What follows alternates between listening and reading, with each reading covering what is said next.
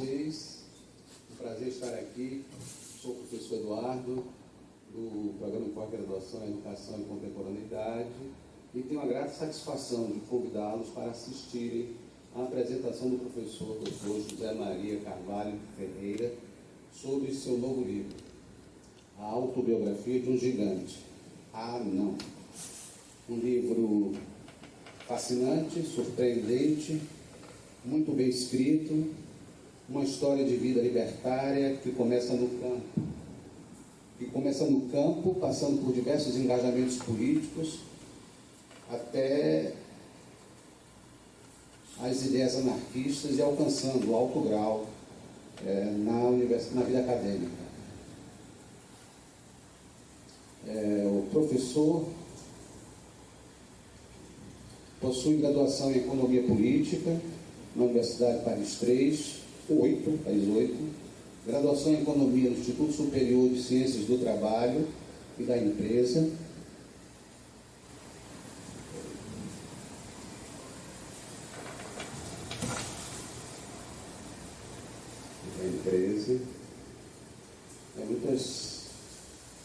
são muitas informações. Graduação em Economia do Instituto Superior de Ciências do Trabalho e da Empresa, mestrado em Sistemas e Estruturas na Universidade Paris 10, Nanterre, e doutorado em Ciências Econômicas na Universidade Paris 10, Nanterre, em 1984. O professor é catedrático do Instituto Superior de Economia e Gestão da Universidade Técnica de Lisboa, foi presidente de Sócios, Centro de Investigação em Sociologia Econômica e das Organizações, do Instituto Superior de Economia e Gestão da Universidade Técnica de Lisboa, até novembro de 2012. É pesquisador coordenador da área científica, desenvolvimento sustentável, terceiro setor e redes sociais. Tem experiência na área científica de sociologia, atuando principalmente nos seguintes temas: tecnologia de informação e comunicação, psicossociologia das organizações, sociologia econômica, economia social, terceiro setor, sociologia das organizações e sociologia do trabalho. Atualmente exerce funções de professor visitante estrangeiro na Universidade Federal da Bahia. Na programação de hoje, o professor vai fazer o lançamento desse seu novo livro e, em seguida, faremos um pequeno intervalo e, após o intervalo, o professor irá fazer uma apresentação sobre as TICs, crise no mundo do trabalho e comportamento humano. Tá bom? Passa a palavra. Eu não sei se é necessário. É audível a minha fala? Vai.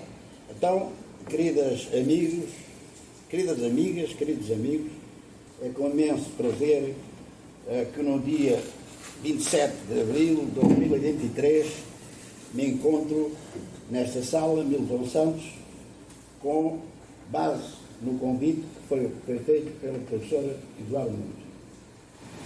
Bem, como o tempo escasseia e como eu sou, em certa medida, circunscrito a uma fala de 10 capítulos, eu vou tentar sintetizar o conteúdo de cada um destes capítulos, tendo presente os fatos, não factos, como se diz em Portugal, fatos mais relevantes e, para mim, mais memoriáveis no espaço-tempo da nossa vida, do meu cotidiano, sobretudo. Então, o primeiro capítulo tem que ver com o meu nascimento, em 1945, numa pequena aldeia que se chama Bugarraus, uma comuna que se chama Meca, um município que se chama Alenquer e um distrito de Lisboa. Portanto, é uma realidade geográfica, territorial, que dista 45 km de Lisboa, no sentido noroeste. Eu nasci numa família camponesa pobre, que não tinha a necessidade de se reproduzir com assalariamento. Portanto, era uma economia de alta subsistência, uma economia doméstica, o que é facto que me sinal, de facto, que eu tenho na minha presença e memória, foi o suicídio do meu pai em 1949, em 1 de agosto. Na altura, foi um acontecimento histórico para mim, de tal forma devido a todo aquelas relações que são pacíficas de observar num funeral. Num funeral em que, na altura, era acompanhado por uma carreta e um macho, e tinha uma configuração física onde a prata era correlacionada com o preto e por aí fora, mas, portanto, eu assisti isso. Mas, tendo presente aquilo que eu vivi o funeral como brincadeira. Os meus meninos, meus colegas meninos e meninas, porque na altura tinha 3 anos e 8 meses. E vivi num sentido quase de indiferença, quase de incompreensão do que estava a acontecer. Não obstante, uma tia minha, que se chamava Luísa, ter pego para os braços e levar-me a beijar o meu pai, na cama. Bem, ocorre que eu penso que, em termos da minha vida, da minha evolução, é um momento histórico onde a padronização comportamental judaico-cristã não existia. Porque esta oposição, esta dicotomia do bem e do mal, da vida e da morte, do chorar e não chorar, essa não existiu nesse momento para mim. É evidente que um outro momento também importante deste primeiro capítulo resulta da minha entrada na escola primária com 8 anos, em 1953. Aí eu já me apercebi que a educação tinha uma função muito importante, mas onde o fenómeno da competição, da concorrência, da oposição, da dicotomia já prevalecia na minha aculturação. Portanto, eu a partir daí é evidente que tenho uma noção de compromisso e de comportamento padronizado já nas bases judaico-cristãs. Já, portanto, com uma iniciação, com uma processo de aculturação judaico-cristã. Portanto, onde o bem e o mal já existia, onde o feio e o bonito já existia, onde o grande e o pequeno já existia, e toda essa conjuntura que nós vivemos até naquela altura, que eu vivi naquela altura e que se vive hoje ainda. Bem, conclusão, mas esta relação de vida cotidiana na escola era interdependente e complementar com a vida no campo. Eu, a partir de 7, 8 anos, já trabalhava no campo, com enxada, já ajudava a família, porque ajudava sobretudo o irmão meu, que era aquele que chamava Álvaro Venâncio Ferreira, que era aquele que era chefe da economia doméstica, porque a mulher não podia ser, a minha mãe não podia ser. Bem, o que eu faço valorizar aqui na história do trabalho é que, quando o meu pai se suicida, há a divisão da propriedade. Há, sobretudo, 3 irmãs que eu tinha, e já estavam casadas. E essa divisão, em certa medida, reduziu as possibilidades da economia doméstica em termos da sua expansão, em termos da sua reprodução. Daí a minha mãe, a partir de 1948, 49, peço desculpa, ter enverdado pelo caminho do assalariamento. Então, fosse uma mulher que tinha que trabalhar e era uma mulher analfabeta. Bem, ocorre que a partir dessa situação, portanto, havia uma cumplicidade, uma obrigatoriedade, havia um constrangimento de viver a escola e viver o trabalho na economia doméstica. E eu estava nisso. Bem, inclusivamente, eu vou contar mais tarde, o que é facto é que depois de acabar a escola primária em Canados, que é uma aldeiazinha próxima de Bugarreus, o que é facto é que depois de acabar a escola primária, vou enverdar eu também pelo assalariamento. Vou trabalhar no campo como ajudante das pessoas mais fortes, ou fisicamente mais fortes, dando ajuda ao sulfato, dando ajuda à sulfatagem das vinhas, cavando as terras e outras coisas mais das vinhas. Bem, a partir daí eu pressenti que a minha situação de assalariamento no campo e com condições, eu diria, assim um pouco negativas, eu vou tentar a indústria que era co-presente com a própria atividade agrícola. E, portanto, fui trabalhar nas pedreiras, em brasileiro diz pedreiras, pedra, portanto, estaria pedra.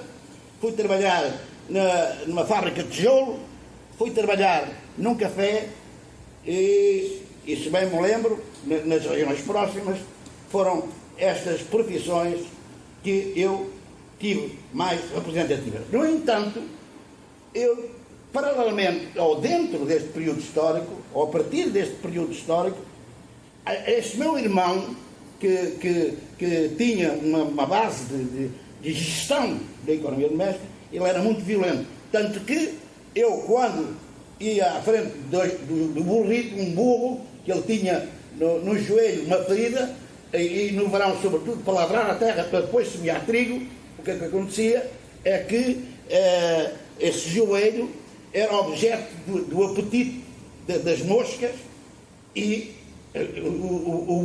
esse burro tinha tendência a sair, um dos burros, porque havia outro que não tinha esse problema, a sair da direção exata onde a charrua circulava. Vejam bem a violência disto. O burro saía e eu ia à frente, saía do rei, eu ia à frente, o meu irmão com um agulhão, que é uma coisa que é assim longa, com um pico, em vez do pobre burro levar, era eu que levava, claro. Olha, havia toda uma insatisfação generalizada da minha presença no campo. Portanto, o que é que acontecia? A minha apetência ir para a cidade. É aí que, com 13 anos, eu vou para a cidade de Lisboa.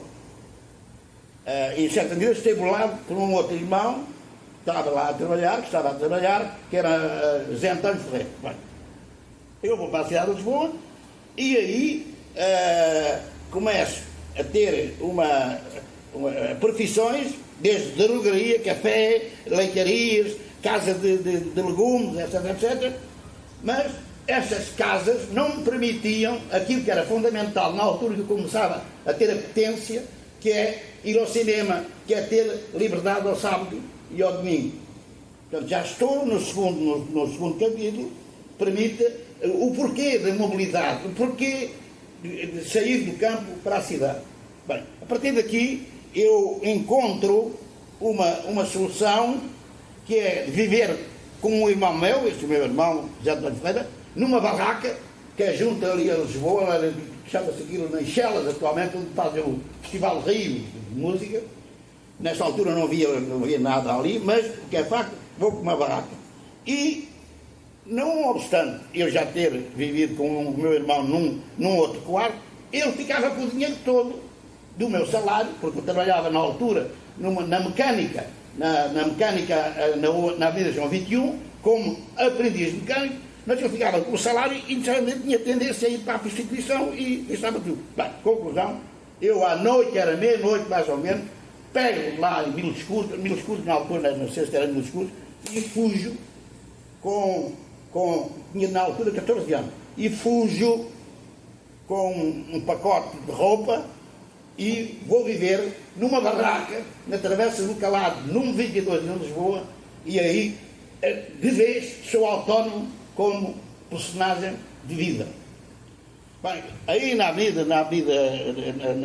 Travessa do Calado tinha lá um senhor que era um amigo também que trabalhava, que era o Dantas. O que é facto é que vivi aí durante um tempo e a partir daí eu já me tinha apercebido da pequenez ou daquilo que é o conceito de anão por oposição ao conceito de gigante. Portanto, é tal dicotomia judaico-cristã presente na presença, e já tinha percebido, sobretudo num bairro que eu depois passei a viver, mas sobretudo na Pesteleira, o bairro da Pesteleira. Seja como for, o que é facto é que eu disse, bem, se já sou pequeno fisicamente, se já não consigo estar com bonitas mulheres, etc., então vou alimentar o cérebro. E então o que é que eu quero? Ser doutor, quero ser médico.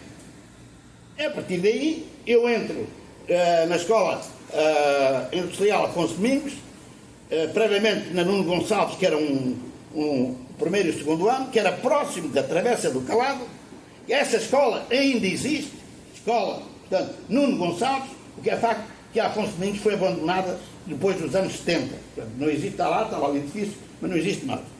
E eu, na escola Afonso Domingos, cheguei até ao 4º ano, a Industrial Afonso Domingos, e, portanto, essa escola formava, educava, fundamentalmente para profissões ditas industriais, ditas do setor industrial, e não para profissões, também para profissões ditas do comércio, dos serviços, mas sobretudo industriais.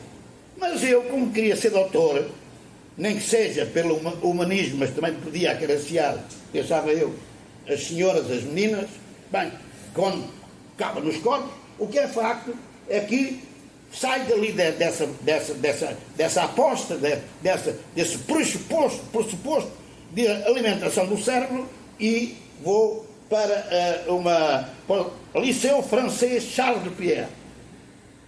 Bem, e aí a coisa começa efetivamente a funcionar num outro sentido, mas entretanto eu fui trabalhar para uma firma que se chamava Zé Ribeiro Indústrias e conheci um homem que se chamava Lídio Ribeiro, que era o filho, que era, digamos, revolucionário, que era de esquerda, que era contra a guerra colonial. E o pai era fascista, mais ou menos. Só que eu, ao conhecê-lo, e ele ao conhecer-me, ganhámos empatias, ganhámos força suficiente para podermos enverdar por uma amizade conjugada com um processo de aculturação dita de esquerda revolucionária. Aí, nesta relação que eu tive concretamente com o Lídio Ribeiro, filho do patrão, eu tive a oportunidade de ler o Graciano Ramos, de ler o Jorge Amado, sobretudo um livro que muita gente no Brasil não conhece, que é O Mundo da Paz, e, para além disso, tive a oportunidade de ler outros livros, sobretudo de Marx, e, conjugados com estas leituras, com esta amizade, fazia viagens, enfim, algo que me proporcionou uma potencialidade revolucionária contra o fascismo, contra Salazar, na altura, contra Salazar. Concretamente, esta versão de luta contra o salazarismo, contra a ditadura de Salazar, em certa medida, depois evoluiu contra Marcelo Caetano. Tanto que eu, vivendo em Campo Limpo, já não vivendo em barracas, mas vivendo em quartos, na rua Alexandre Herculano e depois na rua de Campo Limpo, a rua Carlos Mascarenhas, eu tenho a oportunidade, porque tive relações com malta clandestina do Partido Comunista Português, porque de relações no sentido de conhecimento, de discussões, eu tive a oportunidade, a partir de então, de ser um militante ativo, objetivo, visível, das eleições em 1969. Em 69. E, portanto, fui eleito delegado da CDE de Campo Limpo nessas eleições.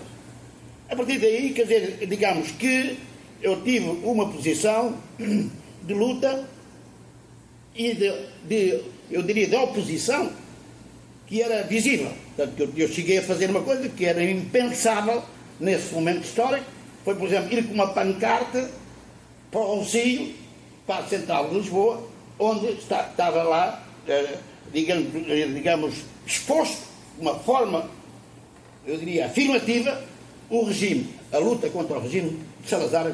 A conclusão, houve até um velhote que me disse: você tem coragem de estar a fazer uma coisa, mas desapareça daqui.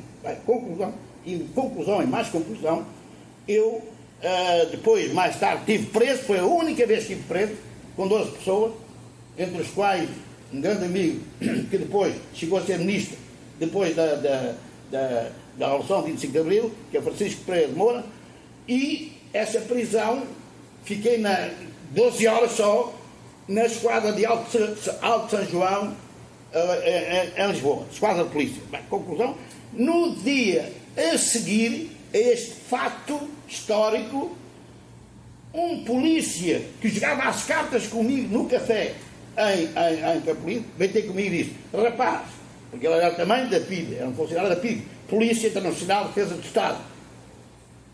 Ele veio ter comigo e disse: se abristes uma ferida deste tamanho, se continuas, é o teu fim, é a tua morte. Conclusão, a partir daí, vamos entrar no terceiro capítulo, que é a imigração como expressão ideológica e revolucionária.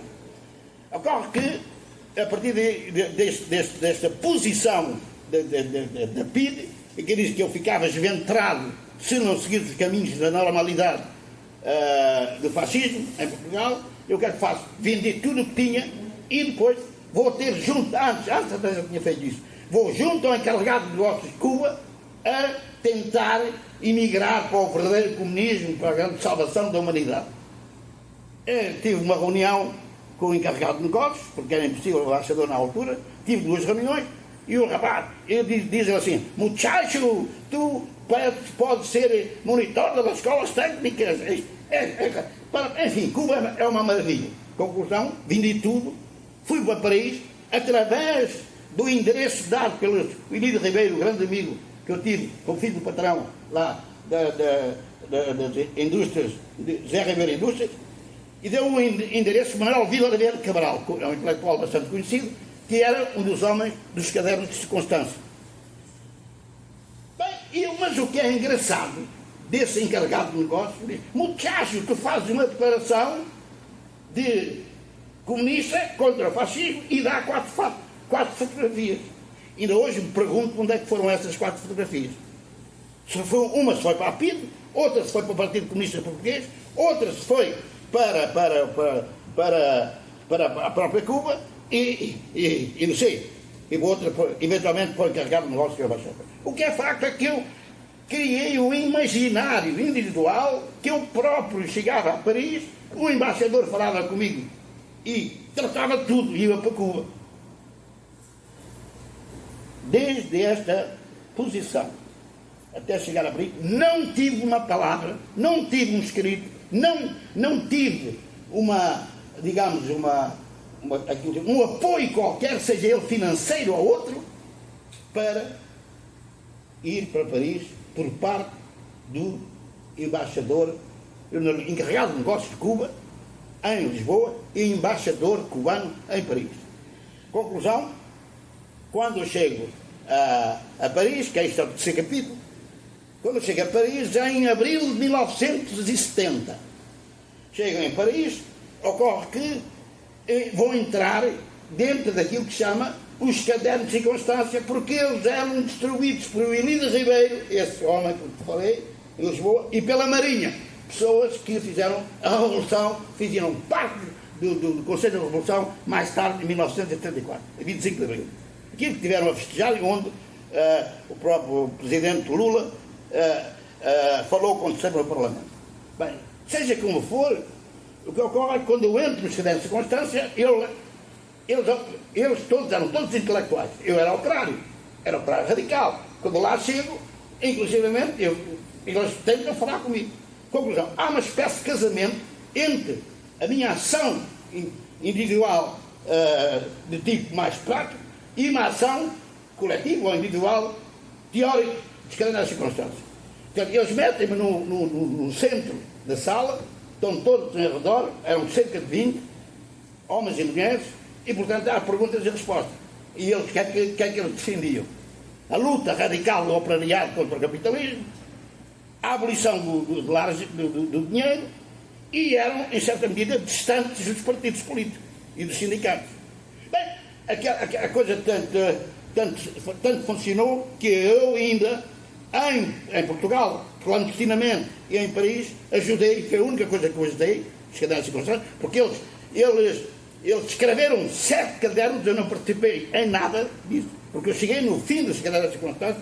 O que é facto é que o panfleto, ou o documento que era distribuído pela imigração e distribuído em Portugal, era a classe operária contra o Estado, contra o capital.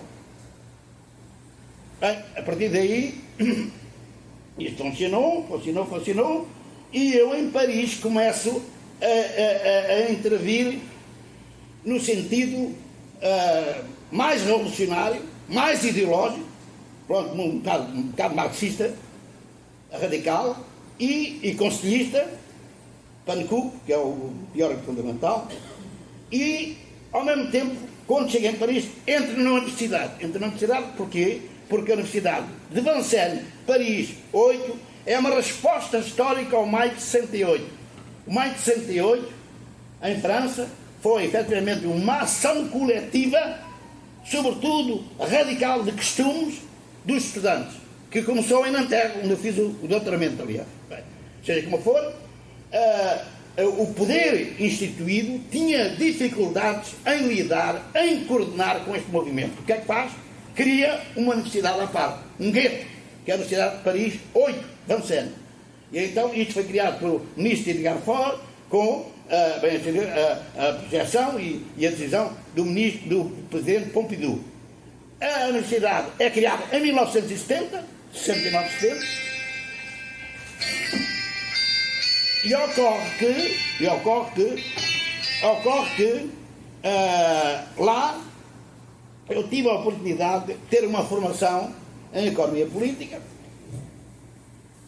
Fiz só a licenciatura, não acabei o bacharelado, e porque achava que a Revolução estava na ordem do dia, que eu era um ator da Revolução e não era um ator profissional da universidade. O que ocorre é que podemos dizer que terminei o curso e terminei em base na economia política marxista. Portanto, todo o meu conhecimento era de economia política marxista. Portanto, a Revolução era fundamentada nessa teoria. Bem, eu na altura não tinha qualquer veleidade de pensar, sentir e agir como anarquista. Como eu disse, considerar que a tese era que os anarquistas eram pequenos burgueses, como Marx tinha escrito relativamente a Proudhon. Bem, a partir daí, dessa formação, evidentemente que no quarto capítulo, que é a influência de maio de 68 e a Revolução de 25 de Abril. Maio de 68, evidentemente, não há dúvida nenhuma, um pressuposto básico da minha aculturação política. Em França, no sentido em que tudo aquilo que era movimentos sociais contestatários, tudo aquilo que era a negação, digamos, do capitalismo, por diferentes ideologias, diga-se de passagem, realmente aquilo foi um laboratório existencial e não somente episódico do maio de 68, porque depois, tudo isto aquilo que eu acabei de dizer, teve continuidades sistemáticas em muitos jovens e também em mim.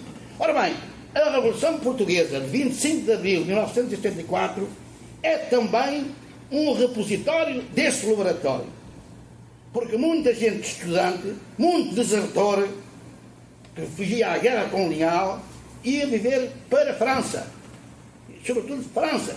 Muita difusão de ideologia revolucionária, sobretudo dos partidos comunistas e marxistas, era difundida em França. Eu lembro-me daquela grande livraria François Maspero, em Paris. Portanto, com conclusão, podemos dizer que cada tenente, cada capitão, cada, digamos, coronel ou tenente-coronel bebeu estas fontes de conflitualidade contra o capitalismo que depois tentaram assumir em Portugal. Portanto, quando se fala na contestação e no 25 de Abril, não se pode pensar o MFA, Movimento das Forças Armadas, de uma forma neutral. É preciso pensar que a ideologia que a maior parte dessa gente teve, eu conheci alguns, foi bebida em França. Em outras partes do mundo, mas foi bebida em França. Ora, isto está aqui, caiu, tem que estar assim. Quer botar assim? Quer botar não? Não, eu pego. Bem, ora, o que ocorre é que quando se dá o 25 de Abril de 1974, há toda uma proliferação, diversidade de ideologias que decorre justamente daquilo que eu estou a focar. Maoístas, trotskistas, marxistas reformistas, marxistas radicais, enfim, e trotskistas de diferentes tipos, e maoístas de diferentes tipos. Tudo isso cai lá, tudo isso faz manifestação, tudo isso tenta greve, tudo isso tenta lutar contra o poder instituído, e sobretudo do Conselho da Revolução, e sobretudo do BFA, e sobretudo dos governos provisórios. Primeiro e segundo governo provisório foi assim que foram derrubados. A partir daí, com 11 de março de 1975, a tentativa, dizem, do golpe do general Spínola cai por terra, e então começa a transição para o socialismo, que vai até depois, a 25 de novembro de 1975. Também aí é derrubado a parte dita esquerda revolucionária, e portanto aí a democracia, no sentido amplo do termo e normativo do termo, peço desculpa, é desenvolvida. Ora, eu diria que esta parte de relação íntima, interdependente e complementar entre o maio de 68 e a Revolução Portuguesa, para mim, é fundamental. Evidentemente que eu tive intervenções, não vou ficar aqui, sobretudo na greve, operário, porque ainda era marxista e conselhista, portanto, tive intervenções, sobretudo com uma empresa que se chamava Sogantal, de mulheres, 48 mulheres. Foi a empresa mais radical em termos de autonomia, de autogestão, de salário igual para todos e por aí fora. E fizeram a venda do produto, coisa que era considerada uma calamidade, ou pelo menos uma negação da justiça burguesa. Bem, ora vamos passar agora para o quinto ponto, que é o poder das universidades, a minha entrada e saída da universidade. Ora bem, como veem, eu não dava nada pela Revolução de 25 de Abril. E tanto que não dava nada, de 74, que continuava a ir à França, continuava a trabalhar no trabalho temporário, e acontece que respondi a um anúncio em setembro de 75 a um jornal que chamava Diário Popular. E o ISE, na altura chamava-se ISE, Instituto Superior de Economia da Universidade Técnica de Lisboa, pôs um anúncio para assistentes equiparados. Claro que eu respondi, chamaram, vim de avião, não tinha andado de avião até então, vim de avião, e estavam 42 pessoas para serem entrevistados. E eu cheguei em último lugar, mas foi eu que entrei em primeiro lugar na entrevista. Ora, a conclusão, ocorre que, como era especialista em economia política marxista, e porque estava numa fase histórica de transição para o socialismo, eu era o teórico, a pessoa indicada para estar na universidade, como instrumento dessa ideologia. Ocorre que, mais uma vez, eu fui entrevistado, fiquei em primeiro lugar. E só entrou um, que era Manuel Pinto Barbosa, que era filho do antigo ministro Salazar. Bem, eu fiz a minha reciclagem, tive que mudar todo o esquematismo da minha maneira de pensar, só que eu tentava ser o mais qualificado possível para não ser despedido, para não levar um pontapé na bunda, por isso simplesmente. Ora, ocorre que até ao fim, durante o período revolucionário e pós-revolucionário, até 78, 79, a coisa foi mais ou menos normal, a partir daí mudou. Bem, eu digo, só de passagem para não voltar atrás, se fosse hoje, se eu fosse à entrevista, eu não ficava em primeiro, eu ficava em 43º lugar, ou em 42º, ficava em último lugar. Pronto, mas isto tudo são situações que são passíveis de analisar, tendo em conta a disparidade histórica, a diversidade da situação.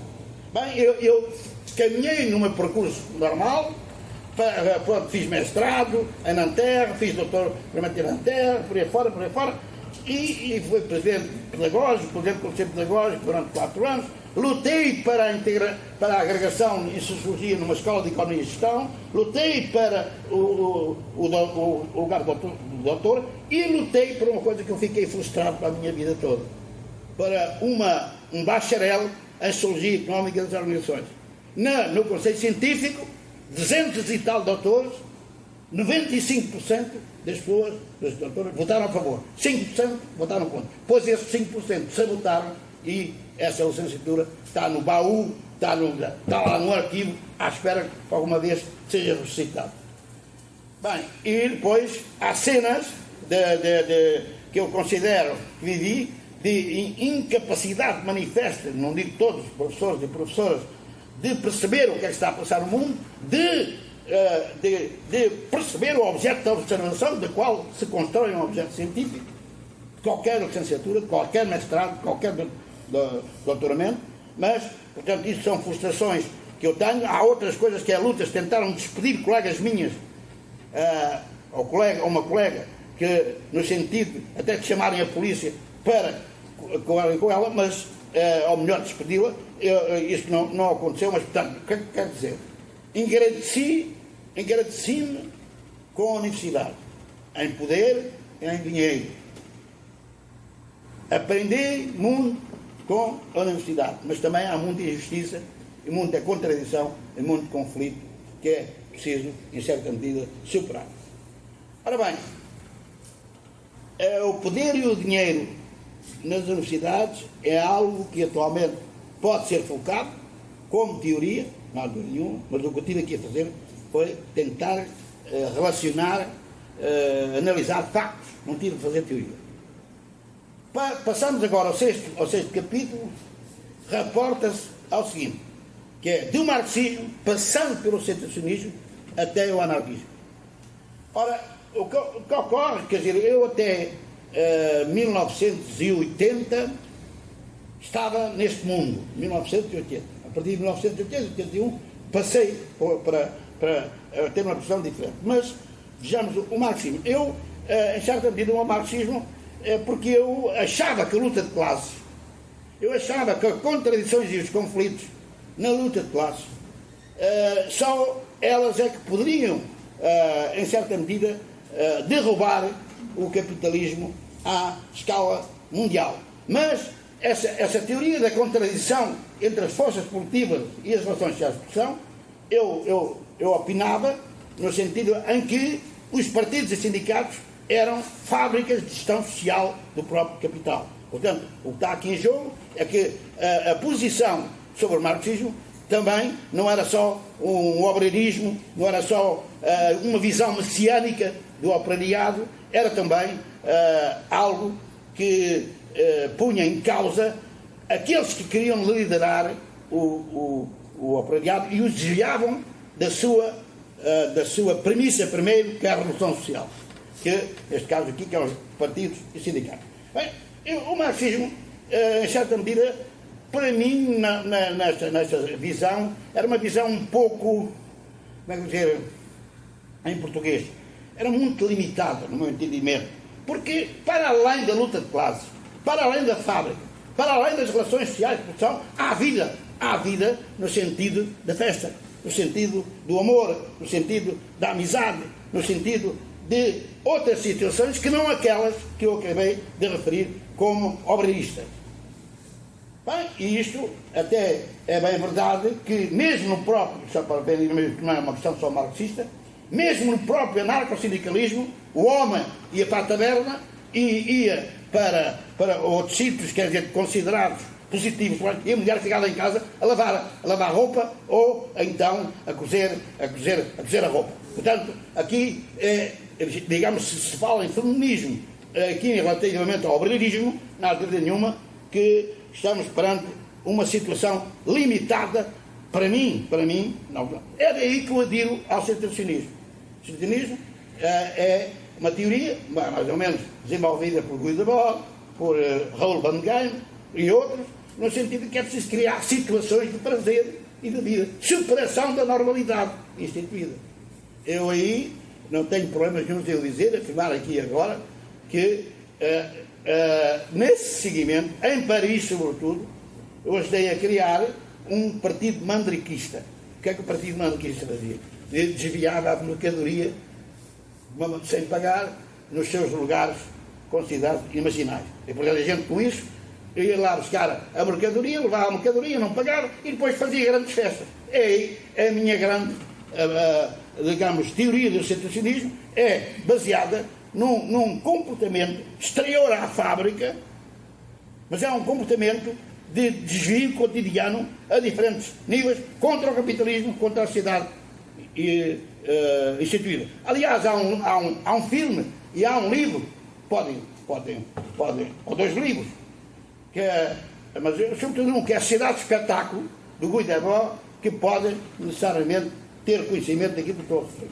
Bem, e depois, em 80, eu apercebendo tudo isto, e depois tendo ligações com gente do jornal A Batalha, jornal anarco-sindicalista, no início, em 19, foi criado em 19, foi criado em 1919, que era o porta-voz da CGT, Confederação Geral do Trabalho, foi o único jornal do mundo anarco-sindicalista ou anarquista, diário, entre 1919 e 1926. A ditadura veio, Salazar, e derrubou tudo isso. Mas seja como for, eu tinha uma certa simpatia, Bakunini, e entro no jornal Batalha. E no jornal Batalha começo a escrever alguns artigos. E depois transformei-me num elemento de colaboração efetivo. Eu até cheguei a estar na redação, mas eu tenho que dizer isto. O Emílio Santana, que é uma pessoa muito conhecida, foi o que esteve na base do atentado em Salazar em 1937. O atentado no sentido de uma bomba que ele ia levantando, mas a bomba explodiu a 5 ou 6 metros de distância do carro de Salazar. Seja como for, eu estava na redação, na rua Dom Carlos I, ao qual veio um artigo de um senhor, que eu não sei quem, a defender a homossexualidade. E eu nas coisas da redação, não pode ser.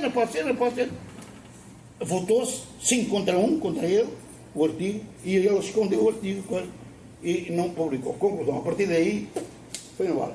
Entretanto, em 1988, ele morreu. 88, já agora também presente. E eu vieram-me pedir para ser diretor da Batalha. Houve mudança de nível da redação, e o jornal não é mais sindicalista revolucionário, nem mais,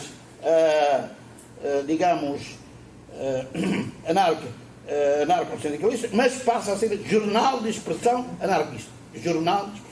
Bem, isto leva a um ponto em que eu, em certa medida, tivesse abandonado a Batalha por censuras e outras coisas mais, e depois ajudei a criar a revista Utopia, que fez 30 números, que começou em 1925 e acabou em 2012. Bem, seja como for, eu posso dizer que em todo este trajeto eu cheguei a uma conclusão, vou sintetizar, o que é difícil, com tantos anos, tantas intervenções, tantas publicações, é o seguinte: eu cheguei à conclusão que há uma diferença entre anarquia e anarquismo. Os anarquismos, eles são um dispositivo comportamental, digamos, ou uma evidência comportamental, ou um desejo, ou um conhecimento comportamental que leva a assimilar mais, está de acordo com o anarquismo individualista, com o anarconaturismo, com o anarcosindicalismo, com o anarcocomunismo, com o coletivismo, com o municipalismo, com o anarcoprimitivismo e por aí fora. E outros. Conclusão: a anarquia para mim é um caos auto-organizado, sem deuses e sem amos. E só poderá ser uma probabilidade não linear no espaço-tempo do universo. Isto quer dizer que fica tudo em aberto. Quer dizer que potencialmente todas as pessoas podem ser autogoverno. Potencialmente todas as pessoas se podem conjugar em amor, liberdade, amizade e criatividade. Evidentemente que, mas como é que isto está? É uma probabilidade em aberto, não linear. E é uma probabilidade que começa de baixo para cima, não de cima para baixo. E os anarquistas, um problema que têm, é que têm um elemento de padronização, são modelados, e nem toda a gente consegue perceber, nem comportar-se relativamente a esse modelo. Eu que não impede que eu tenho amizades e com os anarquistas não há problema nenhum. Até estou mais próximo do anarco-individualismo e do anarco-naturismo. Mas isso, não obstante, quer dizer, é preciso que a liberdade, que a criatividade, que o amor e a amizade sejam uma potência de probabilidade, que eu diria, de autogoverno, de vida, se quisermos, de vida cotidiana. Isto implica aprendizagem, implica autoeducação, implica aculturação feita para a própria pessoa. Bem, com isto, eu vou passar a um outro,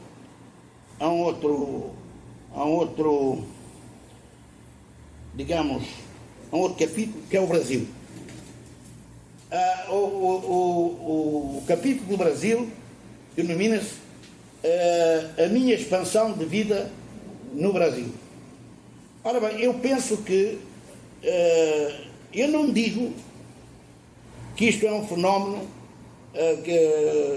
digamos, de retórica discursiva, de análise, digamos, extemporânea. Eu cheguei ao Brasil em 1988 em Recife. Fiz uma comunicação na Fundação Joaquim Nabuco. Desde então, eu percorri uma série de universidades. Rio Grande do Sul, Santa Catarina, Lages, Concro, Rio do Norte, Ceará, aqui a UFBA, a UNED, ainda Belo Horizonte, a Universidade Federal de Minas Gerais, ainda Paraíba e ainda Pará, e se não me lembro, uma série de outras universidades. Seja como for, o que eu aprendi é que a informalidade e a espontaneidade comportamental dos brasileiros, no caso aqui dos professores e professoras, funcionários, é algo que não tem nada a ver com a formalidade portuguesa, comportamental portuguesa. Portanto, o que eu acho é que essa informalidade e essa espontaneidade permite justamente que emerja a tal liberdade, criatividade, o amor e a amizade. E, portanto, essa relação tanto se passa a nível científico, a nível da universidade, como a nível da vida cotidiana de grandes amigos e grandes amigas que têm tido o prazer de conviver e que não fazem parte da universidade. Portanto, há uma maior abertura a que as coisas aconteçam, que as coisas ocorram, que as coisas se desenvolvam e que a vida efetivamente possa emergir com maior desenvolvimento. E, portanto, eu ganhei, eu não ganhei, porque não estou aqui a falar em ganhar, eu aprendi com o Brasil. Aprendi a pensar, aprendi a ser amigo, aprendi a ser livre, aprendi, digamos, o amor, se quisermos, porque isso me enriqueceu, isso me potenciou como pessoa. E, portanto, ainda bem que eu escrevi este capítulo, que está anunciado, aí está desenvolvido em palestras, conferências, mas também em pessoas, em cursos. Ainda bem que eu cheguei ao Brasil. Eu julgava que o país era um país, mas não, é um continente. Infelizmente, brasileiros e brasileiras não se apercebem a maior parte disso. Que um continente é fundamentalmente diferente de que um país. Portanto, não, a identidade, as interdependências e complementaridades são completamente diferentes. E quando não se perceber isto, é difícil que o continente possa ser aquilo que é e deve ser, que é realmente uma realidade única no mundo. Vou focar a outra coisa, que é a minha entrada no mundo dos loucos, que é o capítulo 9. Ora, todas essas contradições que eu tenho focado ao longo dos diversos que eu li, eram internos e externos a mim. Elas deram cabo de mim, arrebentaram comigo. Ou na relação da espécie humana com a natureza, com estas catástrofes naturais que estão a desenvolver, onde rios, mares, florestas, espécies animais e vegetais são dizimadas pela espécie humana, ou naquilo que é as contradições internas que eu tive aqui a focar lá no Instituto Superior de Economia e Gestão, eu rebentei e fui em certa medida, levado para o Hospital Loucos. E posso até dizer qual é que foi a iniciação, a especificação imaginária que me levou a este quadro. Eu julgava que era o novo Messias, julgava que era Jesus, o novo Jesus, que ia salvar o mundo, que ia redimir, ou melhor, transformar tudo, acabar com todas as contradições e conflitos. Exploração, escravidão, tudo. A relação com as espécies animais e vitais e por aí fora. E então, o primeiro sinal desta loucura, antes de entrar no Hospital Júlio Matos, foi que eu fui junto à casa, ou junto onde eu nasci, mas onde atualmente é a sede da Associação Recreativa e Cultural de Barreiros, e mandei aquela gente toda que lá está fazer um buraco. Um buraco. Para quê? Eu ficava enterrado, punha um terra em cima e eu recitava. E, portanto, depois ia passar a palavra para todo mundo. Claro que não fizeram isso. Claro que não fizeram isso. E quem chegava junto de mim, eu projetava aí a 5 metros ou 2 metros, tiveram que chamar a Guarda Republicana. E GNE. E lá me levaram preso. E quando entro no automóvel, agora vou contar esta que é um pouco anedota, mas vou contar esta. Quando eu entro no automóvel, eu estava assim, e eu fiquei a doer-me. E sabe o que é que eu disse ao polícia? Se estás a fazer mal, se tu continuas, tens que chupar aqui a moeda de baixo. Bem, ora bem, daí eu ficava lá 15 dias, mais ou menos, depois saía, depois entrava, depois saía, quer dizer, eu estive lá 5 vezes, 4 vezes 15 dias. Eu entrei em 2010, 5 de março, e saí mais ou menos em 2013, mas o 2013 já não tem significância.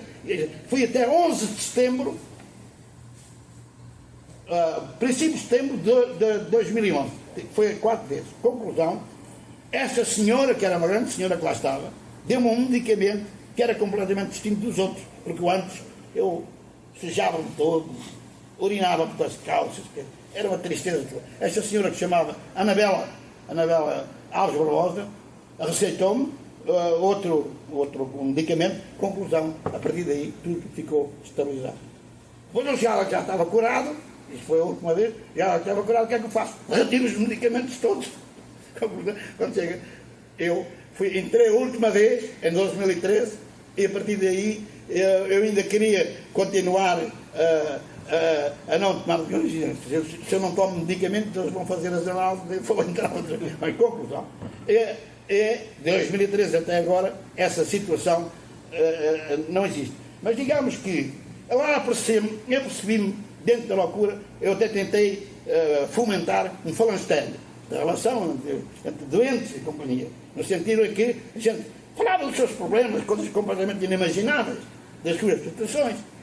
Mas eu estava completamente consciente, como normal. O problema aqui, a normalidade e a normalidade é ténue, muito ténue. E às vezes é que há uma intermissão num lado e do outro sem saber ler nem escrever.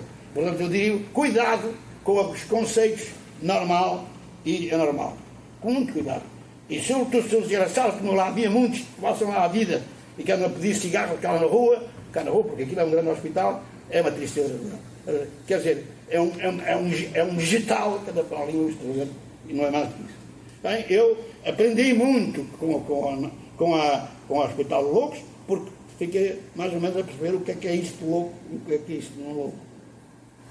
E para mim, mais uma vez aqui, a civilização judaico-cristã está em primeiro lugar. Opõe estas duas realidades quando é impossível opor. Elas são interdependentes e complementaridades. Bem, finalmente, vou para o último capítulo, aqui que é a minha visão utópica do mundo. Nós chegamos a uma situação, e eu lá foco, que a continuidade da destruição do planeta não pode continuar. Quer dizer, a destruição dos rios, dos mares, das florestas, da própria terra, que não pode ser oxigenada porque está cheia de cimento, ferro e vidro e de alcatrão, não pode continuar. A terra tem necessidade de respirar, a terra tem necessidade de oxigênio.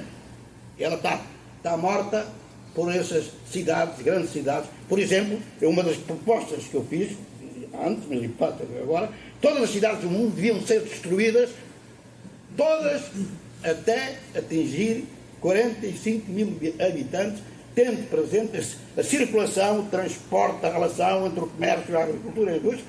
Não é preciso poluir nada. E o resto descentralize-se para o planeta Terra. Descentralize-se para o planeta Terra. A população que existe. E depois há outra coisa que eu acho que tem que acabar, é a minha utopia, de matar, destruir as espécies animais e vegetais. Porque se os porcos e as vacas não se revoltaram contra a espécie humana, não sei qual é a solução. Porque, efetivamente, não pode haver continuidade nesta destruição da nossa biocentricidade, da nossa relação de amor e amizade com essa gente. Não se pode continuar a ter cãezinhos e gatinhos em casa como instrumento, como coisinhas que não pode. Quer dizer, todo ser vivo tem que ser visto de forma diferente. Inclusivamente, se for visto a maior parte das doenças,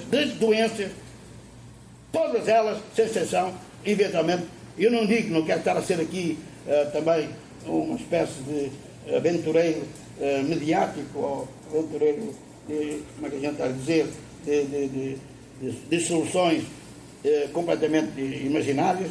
O que é facto é que não há dúvida nenhuma que a continuidade desta realidade só nos pode levar à morte. E a nossa espécie humana vive, e esta espécie animais e vegetais, vivem e morte. Não se pode dicotomizar isto. Não se pode. Aprendam com os insetos, se querem comer carne. Os insetos comem a carne humana quando falecem. Quando as pessoas são falecidas. Aprendam a comer carne morta. É difícil dizer isto. Agora, outra coisa é que, efetivamente, em termos da espécie humana, em si, a violência, a fome, a escravidão, a guerra, são tantas coisas negativas, que eu não sei o que é. Este desastre do consumo dos urbanos, sobretudo, que vem a televisão à morte dos outros, esta coisa cotidiana, todos os dias dar imagens da Ucrânia. Isto é um contrassenso. Quer dizer, para mim, eu fico indiferente, eu fujo, porque já não diz nada, porque eu tinha que ficar revoltado contra essa coisa. Está longe, o virtual, eu vou falar nisso daqui a pouco. O virtual, pois é, o virtual, consome a própria miséria, escreve, e depois faz para a gula da boa solução e da boa realidade, faz manifestos, faz assinaturas, faz petições, para que se fez alguma coisa. Pois é, não dá. E isto leva-me a crer que nesta situação altamente negativa, leva-me a crer que a espécie humana pode ter finitude. Pode chegar ao fim. Não está cá mais nada a fazer no planeta Terra. Está cá mais, porque ela destrói mais do que constrói. Pronto, nesse sentido, eu acho que, me baseando na história daqui de uma nova civilização que o chama anarquia, é possível retomar as palavras de há pouco, na qual nós temos que aprender com nós mesmos e com todos os outros, no sentido de uma realidade de vida onde esta situação dicotómica, esta situação de prazer tem lugar com a base na destruição e na morte dos outros. Não pode ser.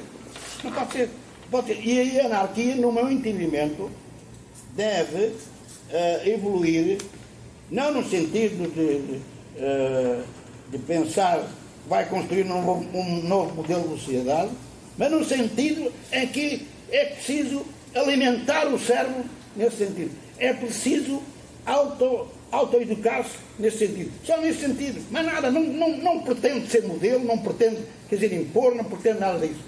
E, quer dizer, assim como as pessoas aprendem a tocar piano, podem, eventualmente, no meu caso, aprender a comportar-se consigo mesmo, sobretudo consigo mesmo, de maneira completamente diferente. Quer dizer, para mim,